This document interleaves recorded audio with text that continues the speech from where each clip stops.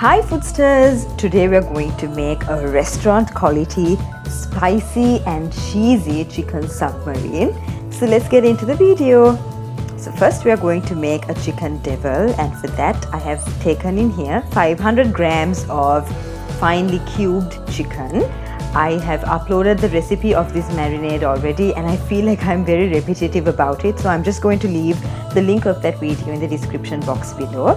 So we'll get these chicken pieces fried very well, and as you can see from the color, it's quite spicy, so you can adjust the spiciness according to your taste buds. And I'm adding 2 cloves of finely chopped garlic in here while I'm frying, again for that amazing garlic aroma to hit in.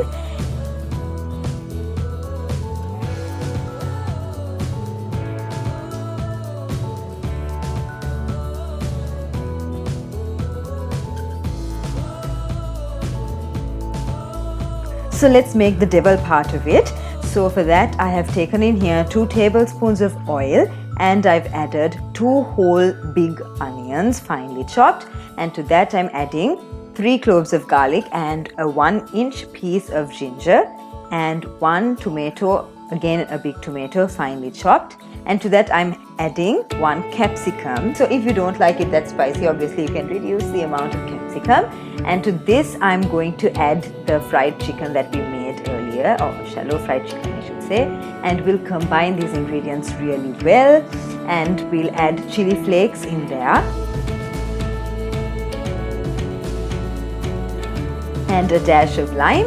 And this is something that I don't usually add to my chicken devil, and that is tomato ketchup, at least not for regular eating. So I'm adding that ketchup in here because I sort of wanted a slight sauciness to it.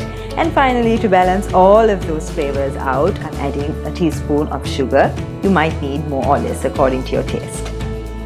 So that's it for the devil part of it, and now I'm going to make that devil chicken a cheesy devil chicken, and for that I'm adding 1 tablespoon of butter, 1 tablespoon of flour, half a cup of milk, and 2 processed cheese wedges. And we will wait until the cheese melts into that sauce.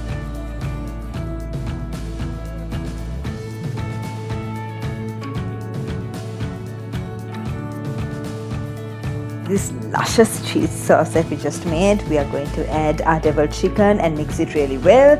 If you don't like this step, you can totally leave it out, or if you like mayonnaise better than cheese, then you can even add that instead. So we have finally prepared the cheesy deviled chicken filling. So let's get into assembling the submarine. So I wasn't really going to make this a long submarine. I normally make buns at home myself, but I was feeling a bit lazy on that day, and so I ended up buying a French baguette from a local supermarket, and it turned out to be very, very long.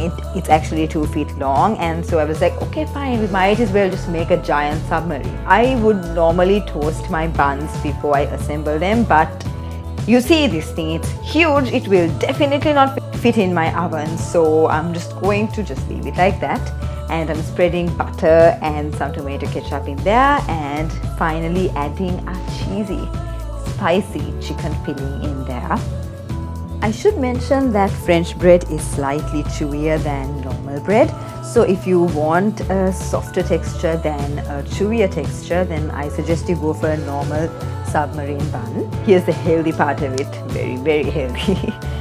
So I'm going to add a few salad leaves in there. There are some people that hate salad leaves, but trust me, the crunchiness of the salad leaves really do help. But if you don't like it, again, you can leave it out. And then finally, obviously, more cheese. It's called a cheesy submarine. So I'm adding in here 6 slices of cheese. Woohoo baby! Now is the moment where we close the submarine and make a proper sandwich.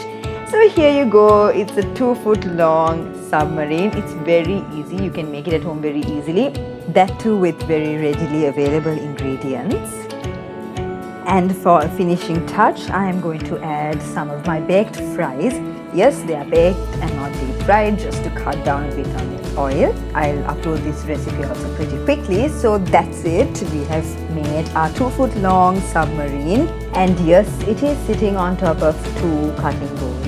And also a special announcement, I have opened a blog. You can find all my recipes in the written form, and I'll leave the link to it below in the description box as well. I really hope you liked this video, and I really hope that you try this out because it's very simple and contains ingredients that you can readily find in any supermarket. So that's it for today, dear Foodsters. I really hope you enjoyed this video. If you did, please like it and comment down below. And if you haven't subscribed yet, please subscribe to my channel to await for more amazing homemade recipes. Thank you very much. Bon appetit!